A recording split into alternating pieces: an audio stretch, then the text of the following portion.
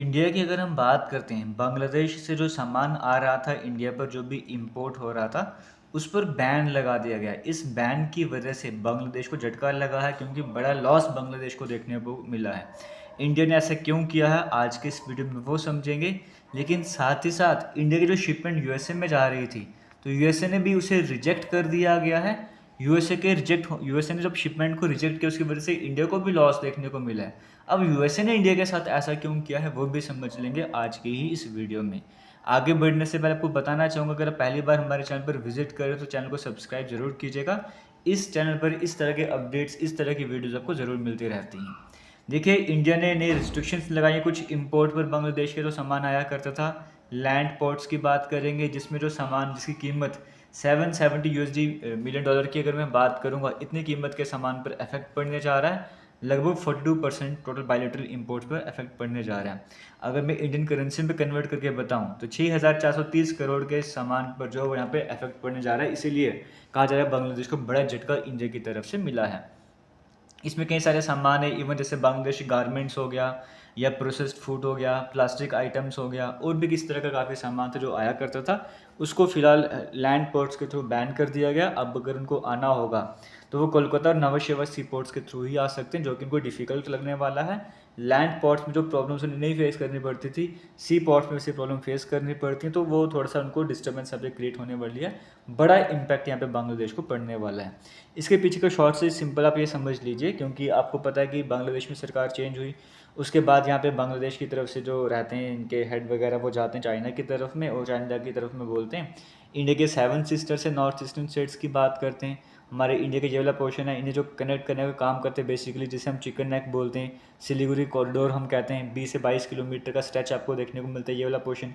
यहीं से हम यहाँ पर जा पाते हैं, और चाइना की नज़र इसमें रहती है। एक तरफ नेपाल है, एक तरफ भूटान, ऊपर की तरफ तिब्बत यानी कि चाइना का कंट्रोल आपको देखने को मिलता है, और नीचे की तरफ बांग्लादेश है। हमें सिर्फ बीच में 22 किलोमीटर का स्ट्रेच है, इसी रास्ते के थ्रू हम यहाँ से होकर इस तरफ नॉर्थ ईस्टर्न स्टेट्स की तरफ, 7 सिस्टर की तरफ जाते हैं। और कहा जाता है कभी भी लड़ाई की सिचुएशन होगी, इसको कंट्रोल करे तो चाइना पूरी तरह से हमारे नॉर्थ ईस्टर्न स्टेट्स को अलग कर सकता है इंडिया से। तो बांग्लादेश ने ये जाके कहा है वहाँ पे कि ये लैंड लॉक वाला पोर्शन है, तो इस पर जो है वो हमारी मदद के बिना कुछ कर नहीं सकते हैं। और इस तरह की बातें जब रवैया उन्होंने अपनाया है, और इससे पहले बांग्लादेश ने भी कई सारे इंपोर्ट पर इंडिया की तरफ से बैन लगाया था। एक ये वाला पॉइंट आपके सामने रहा।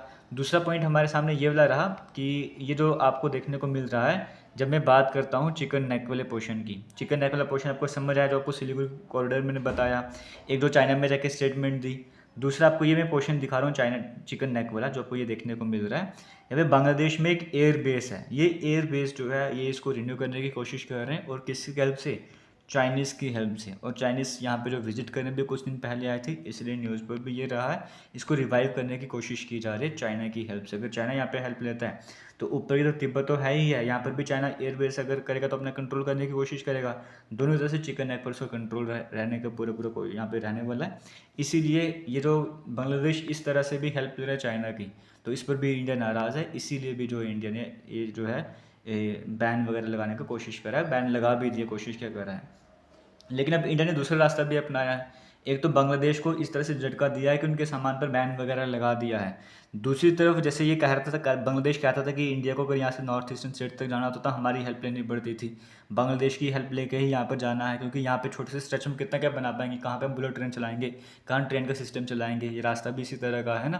तो ये बड़ी डिफिकल्ट बन जाता, बांग्लादेश की हेल्प लेनी पड़ती थी। अब इंडिया ने क्या कर दिया, इंडिया ने बांग्लादेश को पीछे करके नया प्रोजेक्ट की कोशिश स्टार्ट करा है, जहाँ पर इंडिया क्या करेगा, कोलकाता से म्यांमार की हेल्प लेगा, यानी कि बांग्लादेश को पूरी तरह से बॉयकॉट करके इंडिया कोलकाता से म्यांमार से होता हुआ यहाँ पे इस तरफ जाएगा। इस तरह से यहाँ पे ये रूट इंडिया अपनाने वाला है, बांग्लादेश को पूरी तरह से बाइकआउट करके। और सबको समझ आ जाएगा कि हाँ, जो कहते थे सिर्फ चिकन नेक पर जो है वो डिपेंडेंट है पूरी तरीके से, एक नया रूट भी इंडिया के पास है, इस पर भी इंडिया काम वगैरह करना स्टार्ट कर चुका है। ये आपको लेटेस्ट अपडेट आपको देखने को मिल रहा है 18 मई का। New north east link to Kolkata will be via sea giving Bangladesh a miss, ये आपको देखने को मिल रहा है लेटेस्ट अपडेट। ये इंडिया ने नया ही रास्ता, हालांकि इस पर अगर मैं बात करूंगा, जो आपने न्यूज़ में सुना भी होगा, कभी देखा भी होगा, कि इंडिया अगर आपको म्यांमार के थ्रू इंडिया जो है थाईलैंड तक पहुंचने की बात कर रहे हैं, आप ज़मीनी रास्ते से भी गाड़ी लेके, कार लेके भी आप जो है यहाँ तक पहुँच पाओगे ईजिली, म्यांमार थाईलैंड तक। एक वो हाईवे तो चल ही रहा था, लेकिन अब इंडिया जो है वो कोलकाता से लेकर ये म्यांमार तक पहुंचने की कोशिश कर रहा है, ये वाला रूट पे इंडिया अपनाने की कोशिश कर रहा है ताकि बांग्लादेश को पूरी तरीके से बाइकआउट किया जा सके, बांग्लादेश पे डिपेंडेंट ना रहा जाए। तो इस तरह से बांग्लादेश को इंडिया दो तरीके से झटका दे रहा है, एक तो सामान पे बैन लगा के, दूसरा नए नए रास्ते बनाकर। और दूसरी तरफ मैं बात करूंगा कि यूएस की तरफ से जो है वो 15 शिपमेंट्स मैंगो की जो इंडिया वहाँ पे एक्सपोर्ट कर रहा था, उन्हें जो है वो फ़िलहाल के लिए रिजेक्ट कर दिया गया। अब हुआ क्या है यहाँ पर देखिए, एक्सपोर्टर्स को कहा गया कि या तो तुम एक काम करो, तुम सामान यहाँ पर ला इसको डिस्ट्रॉय कर दो, या दोबारा से इंडिया में लेकर जाओ। और अगर उसको दोबारा से इंडिया पे लेके जाना था तो उसके खर्चा बड़ा ज़्यादा बढ़ जाना था। इस वजह से जो एक्सपोर्टर्स थे उन्हें क्या करना पड़ा, ये 15 शिपमेंट्स यहाँ से जो वहाँ पर लेके गए थे यूएसए में, इन सभी को डिस्ट्रॉय करना पड़ा वहीं पर जाकर। तो कितना बड़ा लॉस इंडिया को देखने को मिला, एक बार वो भी समझ लेते हैं। देखो इंडिया की बात करेंगे, मैंगोज़ का सबसे बड़ा प्रोड्यूसर है इंडिया वर्ल्ड में, जहाँ पे इंडिया जो है, अगर मैं बात करूँ 45% वर्ल्ड में जो मैंगो की प्रोडक्शन होती है, 45% अकेला जो है वो इंडिया करता है। इंडिया में भी यूपी, आंध्र प्रदेश, बिहार, कर्नाटक, कई तरह की वैराइटीज़ मैंगो की इंडिया में देखने को मिलती हैं, और इंडिया प्राइम एक्सपोर्टर है यूएसए का। फिर भी यूएसए की अगर हम बात करेंगे, 15 शिपमेंट्स मैंगोज़ की जो है उन्हें रिजेक्ट कर दिया गया, जिसकी वजह से वहाँ के हमारे इंडिया के एक्सपोर्टर्स को उन्हें वहाँ पर एक डिस्ट्रॉय करना पड़ा इन सभी मैंगोज़ को।